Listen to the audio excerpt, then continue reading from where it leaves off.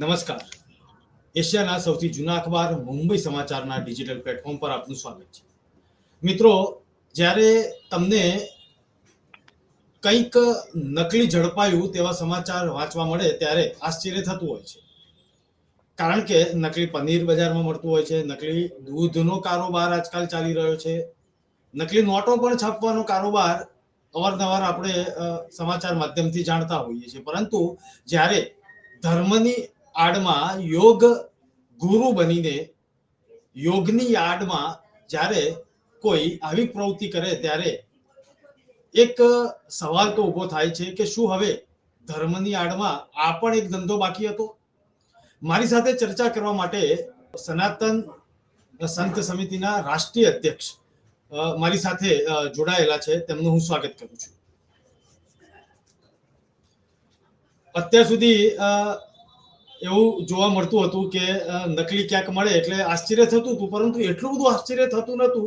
એટલું બધું આશ્ચર્ય આ વખતે ધર્મની આડમાં યોગ ગુરુ બનીને નકલી નોટો છાપવાની ષડયંત્ર અને દેશ વિરોધી આ આખું એક તેમનું એક કારોબાર ચાલી રહ્યો હતો. અને જ્યારે પર્દાફાશ થયો ત્યારે લોકોને આશ્ચર્ય ભલે થયું હોય, પરંતુ લોભિયા હોય ત્યાં દુતારા ભૂખે ન મરે તેવી કહેવતને આ બાપુએ તો સાર્થક કરી દીધી.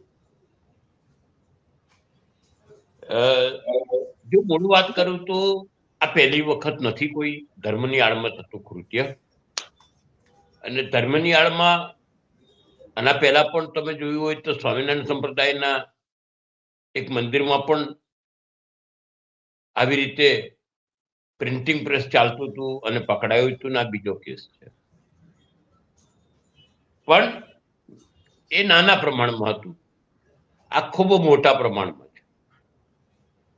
ઘણીકર બંને બનાવવું તો એમ કહું કે તમે જયારે પગ્ગો પહેરીને રાષ્ટ્ર અહિતનું કામ કરતું કોઈ પણ વ્યક્તિ હોય તે યોગ્ય નથી, ક્ષમ્ય નથી. કારણ કે આ દેશ માટે નોટોનો ડુપ્લિકેટ નોટોનો કારોબાર એટલે અર્થતંત્રને મોટી અસર છે. ને આ ઘણા વખતથી ચાલતું હોય છે. હમણાં લક્ષ્યમાં આવ્યું, પણ મને ખબર છે ત્યાં સુધી, મેં જ્યાં સુધી મારી દ્રષ્ટિમાં છે ત્યાં સુધી તો હું કહું કે આ જે પ્રકારના ખેલ મેં જોયેલા હતા એ પ્રકારેના હું એમ કહી શકું કે આ લાંબા સમયથી ચાલતો ખેલ હશે.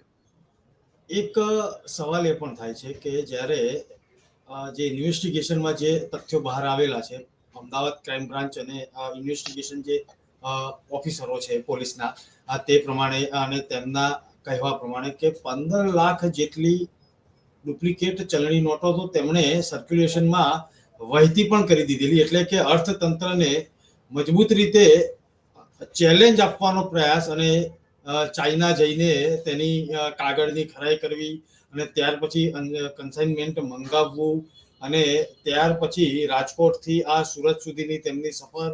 રાજકોટમાં ભૂતકાળમાં તેમનો પૂર્વાશ્રમ જે હતો તે હેર કટિંગ સલૂન ચલાવવાનો હતો અને ત્યાર પછી સીધો વે અબજોપતિ બનવાનો અને સુરત નજીક ક્યાંક આ આશ્રમ સ્થાપવાનો. હવે એવું લાગશે કે ધર્મની આડમાં જ્યારે આ પ્રકારના આપે કહ્યું તેમ કઈ નવું નથી, આ પહેલા પણ આવું નાનું નાનું બહાર આવ્યું છે. પરંતુ જો સતત આ પ્રકારે એટલે કે માર્કેટમાં સતત આ પ્રકારે સાધુઓ તૈયાર હોય આવવા માટે, તો વિચારવું તો પડશે જે લોકો ખરેખર શ્રદ્ધા અને ધર્મમાં માને છે તે લોકોએ ખાસ કરીને. હા, 100% વસ્તુ વિચારવાની જરૂર છે. આ જે પ્રમાણે સમજીએ એટલું સહેલું અને સારું નથી દેખાતું. હું તો એમ કહું છું કે ડુપ્લિકેટ નોટોનું કામ ચાહે સંત કરતો હોય કે સામાન્ય માણસ કરતો હોય, દરેક જણ દેશદ્રોહી છે. મને યાદ છે ત્યાં સુધી સપ્ટેમ્બર મહિનાની 2023માં એક મીટિંગ હતી, એટલે હું એ આશ્રમમાં ગયો હતો અને મેં ત્યાં જોયું હતું.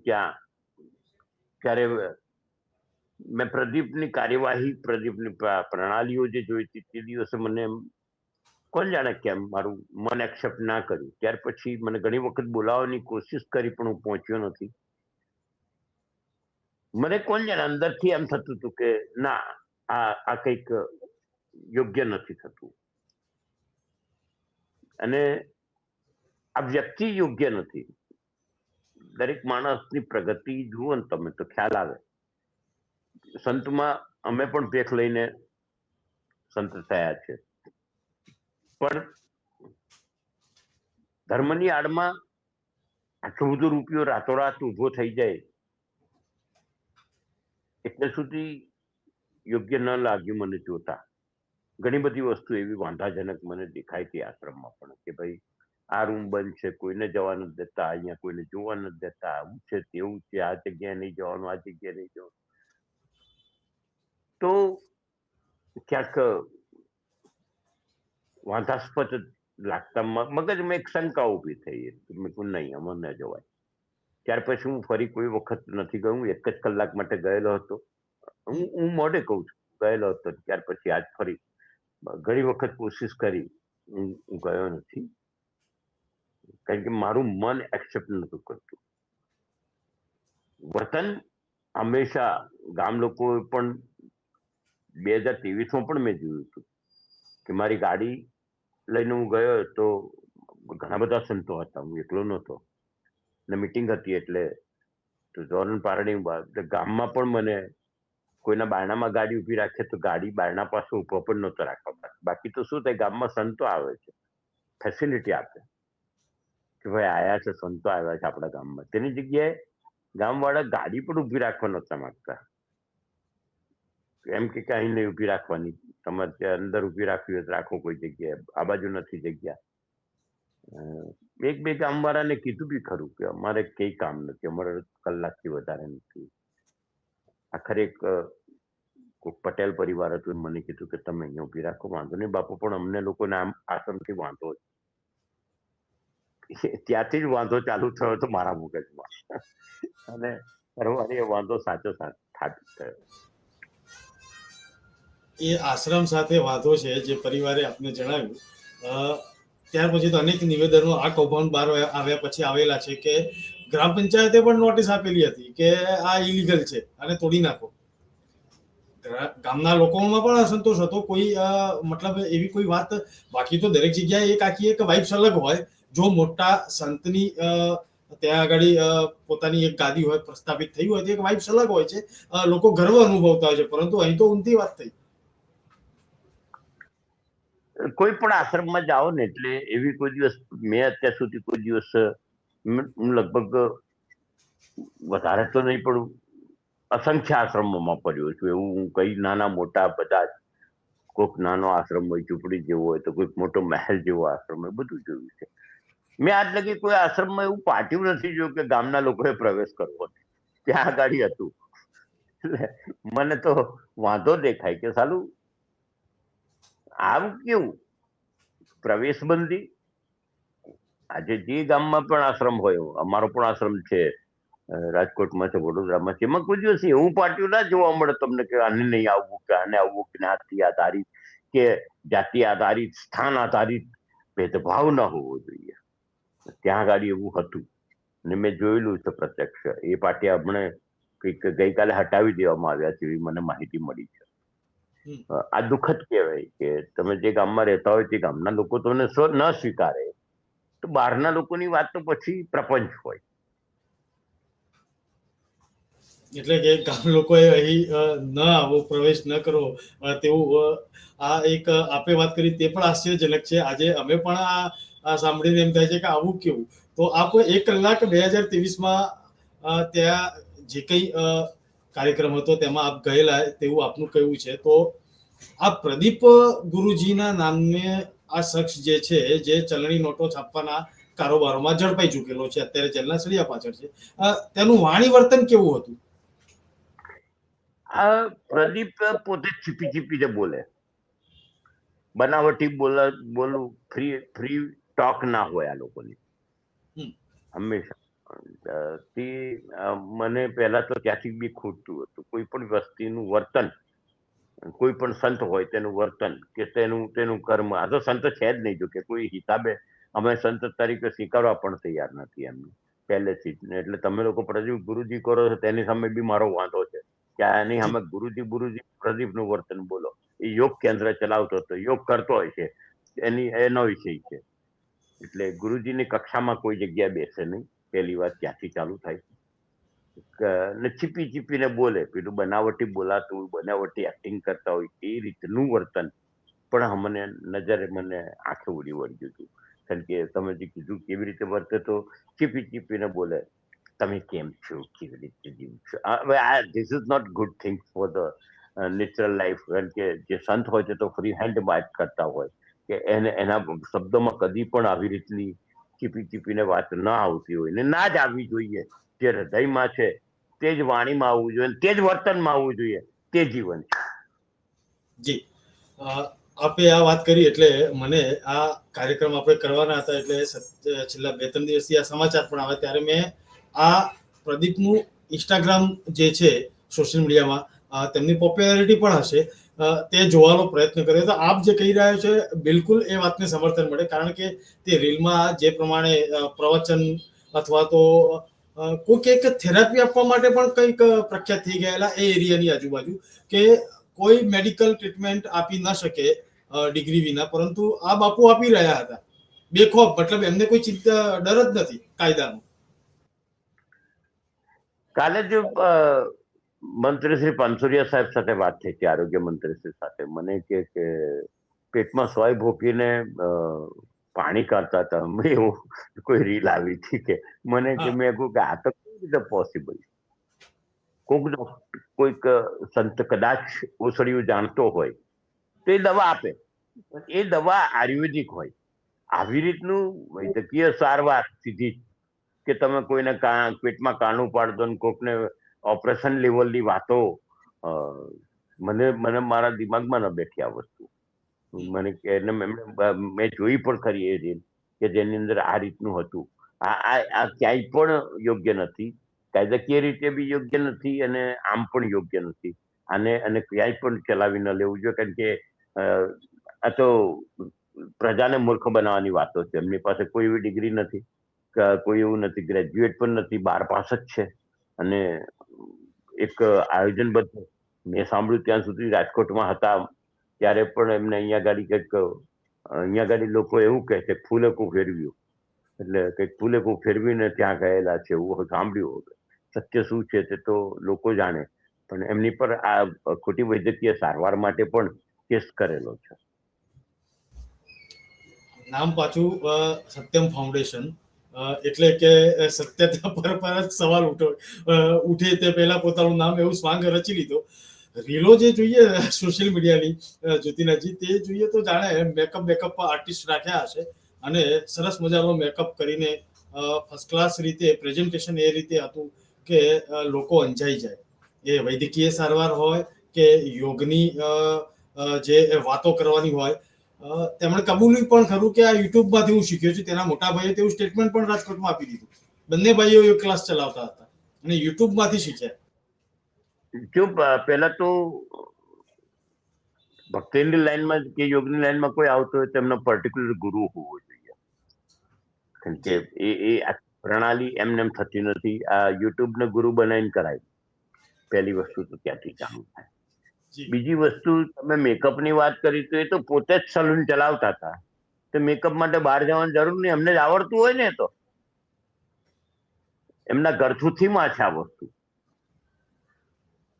કેમ કે જાતિગત ગુણમાં આ વસ્તુ છે. આપણે એનો વિરોધ પણ નથી, જે પણ જ્ઞાતિમાંથી આવતો, અમને જ્ઞાતિ સાથે કોઈ લેવા દેવા નથી. પણ કર્મ ખોટું છે તેને વાંધો છે અમને. કારણ કે પણ એ મેકઅપ ને બધી તૈયારીઓ તો જ્ઞાતિગત. એક શિષ્યા મને બોલે, એનો શબ્દ હતો, પરમ દિવસે કોઈક શિષ્યાનો ઇન્ટરવ્યુ હતો, તેમાં પણ એવી બોલતી હતી કે અમને લોકોને મેકઅપ કરી આપતા હતા, અમારી સ્કિન ડેવલપ કરી આપતા હતા. એટલે એમને બહાર ના જવું પડે, પોતે કરી લે, તો એને રાખવો ના પડે કોઈને. જી, લોકોને આંખમાં ધૂળ નાખીને અંજાઈ જવા જેવી વાતો કરવી, યોગ શીખવાડવાના નામે પબ્લિક ભેગી કરવી અને અલગ અલગ પ્રવચનો ધર્મના આપવા. અને આ એક વાત તો સહેલી છે કે ધર્મ અને શ્રદ્ધા આસ્થા સાથે લોકો એટલા બધા ઓતપ્રોત હોય છે કે સાચું શું અને ખોટું શું તે કદાચ જાણી નથી શકતા. અને જ્યારે ખબર પડે ત્યારે આસ્થાને ઠેસ પહોંચી તેમ કરીને વિરોધ પણ કરે. પણ એટલે ભાઈ પહેલાથી આપ કરો ને, આપ પહેલાથી જોવો ને કે આ શું થઈ રહ્યું છે, આંખો ખોલીને તે જોવું જોઈએ. ના, આમાં જિજ્ઞેશ મૂળ વાત તમને કહું તો કરવી એ છે આ સમાજ માટે કે સનાતન માટે. હું કહું તો એમ કહી શકું કે આપણે ત્યાં આગળ ધાર્મિક પુસ્તકો જે આપણા મૂળભૂત પુસ્તકો છે, ગીતા છે, રામાયણ છે કે દૈવી ભાગવત છે, આવામાંથી કોઈ પુસ્તક વાંચતું નથી. અને પછી જે માણસ બેસીને જે લવારો કરે તેને સાચું માની લે છે. આ ખરેખર વાંચો. તમે દરેક અભ્યાસ હોવો જોઈએ, દરેકે વાંચવું જ જોઈએ જીવનમાં. આવું વાંચે તો એને ખબર હોય કે સત્ય શું છે. સત્ય ખબર જ ના હોય, એટલે સત્ય ખબર ના હોય ત્યારે જે કઈ બતાવવામાં આવે પિક્ચર તેને સાચું માનીને એટલે સત્ય માનીને જીવતા હોય. ને અસત્યમ ફાઉન્ડેશનમાં સત્યમ ફાઉન્ડેશનમાં અસત્યમ કામ થાય. આ કડવી વાત છે. કારણ કે તમે અભ્યાસુ નથી, તમે મૂર્ખ છો, એટલે તમને આ લોકો આરામથી મૂર્ખ બનાવી દે છે. અભ્યાસુ હોવો જોઈએ સનાતનનો. દરેક વ્યક્તિ, તેમ દરેક ઘરમાં ગીતાનું અધ્યયન થવું જોઈએ, દરેક ઘરમાં રામાયણનું અધ્યયન થવું જોઈએ. તેને ખબર પડે, ઘરના લોકોને ખબર પડે કે સત્ય શું છે. એટલીસ્ટ આ બે ગ્રંથ તો અભ્યાસમાં રાખો. તમે તો બધી જ વાતો આડંબરમાં લોકો કરતા હોય ને જેમ તેમ બોલતા હોય છે, આપણે સ્વીકારી લઈએ. કોઈક હમણાં એવું બી કહે કે ભાઈ બધા ભગવાનોને તાકાત આપવા વાળા તો એક ભગવાન નીકળ્યા હતા હમણાં 200 વર્ષ પહેલા વાળા. હવે આવા લોકો, આ અસત્યમ ફાઉન્ડેશન જેવું જ છે કે આ બધી જ મેટરો તમે જુઓ તો ઓરિજિનલ તમારા અભ્યાસના અભાવના લીધે એ લોકો જગ્યા લે, બાકી શક્ય જ નથી આ વસ્તુ. જી બાપુ, આપે આ વાત કરી તો મને આપના રાજકોટમાં જ એક કલ્કી અવતાર પણ થઈ ગયેલા, અત્યારે તો સ્વધામ પહોંચી ગયેલા છે, પરંતુ તેઓએ પણ જમાવટ તો કરેલી અને મુખ્યમંત્રી શ્રીને પણ શ્રાપ આપી દીધેલો. આવા પણ આવેલા અને રોજે રોજ માર્કેટમાં આવતા જાય છે. કેટલાક લોકો રોજ ગુરુ બદલતા પણ રહે છે. માર્કેટમાં નવા ગુરુ આવે, નવા શિષ્ય પણ બનતા જાય છે. તમે કલ્કી અવતારની વાત કરો. કલ્કી અવતાર રાજકોટમાં હતો, તેવી રીતે અમદાવાદમાં ઢીંગલી બાબા હતા, તે પહેલા ચુંદડી બાબા હતા. તમે જુઓ, આખી ગેમ જુઓ બધાની. ક્ષણિક આવે છે ને જતા રહે છે. આજે આ બધા જ વરસાદની અંદર પાણીમાંથી કાદવ કીચડમાં અચાનક ઉભા થતા દેડકા જેવું હોય. સાચું સંતત્વ જે લોકોનું હોય તે લાંબા ગાળા સુધી તમે જુઓ તો જનરલી એ લોકોના કપડા પર ડાઘ પણ નથી પડતો કોઈ દિવસ. આજે એ લોકોના સ્પેલ મોટા હોય છે, એ લોકોનું નામ આવી રીતે કોઈ જગ્યાએ ઉછળતું નથી. એ એક પદ્ધતિમાં સંતોષકારક જીવન, લોભ, લાલચ, મોહનો ત્યાગ કરીને સાચા અર્થમાં વિરક્ત જીવન જીવતા હોય છે. આ બહુ મોટો ડિફરન્સ નથી. આ ડિફરન્સ જ સમજવાની જરૂર છે. સંત થયો, હું પોતે જ એમ કહું કે મેં ભેગ લીધો તો પછી મારે જમીનની દલાલી કરવાની શું જરૂર પડે? મારે મારા દરેક કાર્યને વ્યાપારિક અભિગમથી કામ કરવાની શી જરૂર પડે? મને આ સમજાતું નથી. પહેલા ત્યાંથી વાંધો થાય. પછી એમાં આસુમલ સિંધી પણ આવી જાય, આ પણ આવી જાય, બાબા રામ રહીમ પણ આવી જાય, રામ ભરોસે પણ આવી જાય. આ બધા જ લોકો તમે જુઓ કે એ લોકોએ પોતાના કર્મને બિઝનેસમાં લઈ લીધું. હું તમને 200 વર્ષ પહેલાના એક સંપ્રદાયની વાત કરું છું, તે સંપ્રદાય પણ આવી જાય કે જે કોર્પોરેટ હાઉસની જેમ કામ કરે. લોકોએ જાણવાની જરૂર છે સત્ય શું છે. લોકોએ વિચારવું જોઈએ કે આટલા વર્ષોમાં આ બીજા બધા સંતો છે, તેમને તો કોઈ જગ્યાએ વિવાદમાં નામ પણ નથી આવતા. એ લોકો તો કોઈ દિવસ પોતાની પ્રોડક્ટ વેચતા નથી. પ્રોડક્ટની વાત કરું, અમે કંઈક સદાવ્રતો ચલાવીએ છીએ, અમે તો ખાવાનું પણ નથી વેચતા કોઈ દિવસ કે ભાઈ આ બજારમાં મૂકી દીધું, આજે જ્યોતિર્નાથના નામનો ભોજનાલય ચાલશે. ભોજનાલય ચાલે અમારામાં, કદાચ સદાવ્રત ચાલે આ નાથ સંપ્રદાયના, અમારા નામનું ના હોય, અમારા ગુરુ ગોરક્ષનાથના નામનું હોય, અમારા દેવતાઓના નામનું હોય, અમારા નામનું ના હોય. એટલે આ સમજવાની જરૂર છે. જે કઈ બી ચાલે તે બધું પોતાની રીતે મેલ્યુપ્યુલેટ કરેલી વસ્તુઓ ચલાવતા હોય તેની સામે સમાજે ચેતવાની જરૂર છે. આ સમાજની અંદર હું ફરી કહું કે અભ્યાસ ન હોવાથી આ બધું થાય. અભ્યાસ હોય તો આ થાય જ નહીં. જી, મૂળ તો વાત અભ્યાસની છે, નજરની છે કે અંધશ્રદ્ધાને તિલાંજલિ આપીને પોતાની આંખો ખુલ્લી રાખીને સત્ય અસત્ય વચ્ચેનો ભેદ પારખવો જોઈએ અને આ શીખી પણ જવું પડશે. અને તે શીખવા માટેની ટિપ્સ આપી કે આપણા ધર્મ ગ્રંથો જે છે, ગીતા જ્ઞાન છે કે રામાયણ મહાભારત કે ઉપનિષદો છે આપણા, તે લગભગ જો ઘરે વંચાતા થાય તો કદાચ કોઈ સમસ્યા ન રહે તેવું આપે જણાવ્યું. પરંતુ બાપુ, આ વાત કોઈના મગજમાં કેમ નથી ઉતરતી? જાણે છે બધા જ.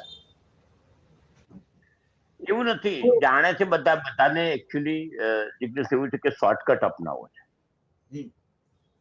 બધી જ બધા જ કામમાં શોર્ટકટ અપનાવો છે.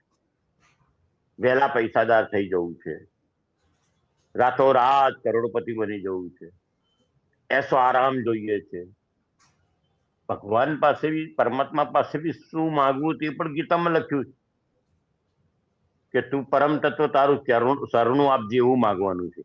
આવું બધું માંગવા નથી કીધું તું પૈસા આપજે, નોટો આપજે, દોલત આપજે, આરોગ્ય. પછી માણસ જયારે એ કર્મના બંધનમાં ફસાઈ જાય ત્યારે એની પાસે કોઈ રસ્તો નથી મળતો. ત્યારે એ શું કરે? એ હવામાં બાચકા મારે. ને હવામાં જયારે બાચકા મારે, અત્યારે જીવનશૈલીમાં રોજે લોકોને રીલ જોવાનો ટાઈમ છે. રોજે લોકો ફાલતુમાં 2-2 કલાક રીલો જુએ છે. તો એ 2 કલાકમાંથી 1 કલાક, હું એમ કહું કે 1 કલાક રીલ જોવો વાંધો નથી, પણ 1 કલાક કોઈ ધાર્મિક પુસ્તક તરીકે પહેલા જે આપણે વડીલા હતા તે ચાલુ કરો. એ બંધ થાય છે અને સામે બીજી કોઈ કૃત્ય કરતા નથી. રીલમાં આવા ને આવા લોકો તમને જાગ જમાડ દેખાડે. એટલે આપણે એમ સમજો અમને તો આવું કીધું હતું, અમને તો આવું કીધું હતું. અને તેનાથી દોરાઈને આ ઉઠવૈદો કહો કે આ પ્રક્રિયા કહો કે આ સનાતનને હાનિ કરતા તત્વો કહો, દેશદ્રોહીઓ કહો, આવા લોકો મૂળતઃ આપણી સનાતનની પ્રણાલીઓ તોડે છે અને લોકો મૂર્ખ બને છે. પણ મૂર્ખ બનવાના લાયક એટલા માટે જ છે કે લોકોએ પોતાના બ્રહ્મમાંથી બહાર નથી આવવું ને ઉતાવળા કરોડપતિ થવું.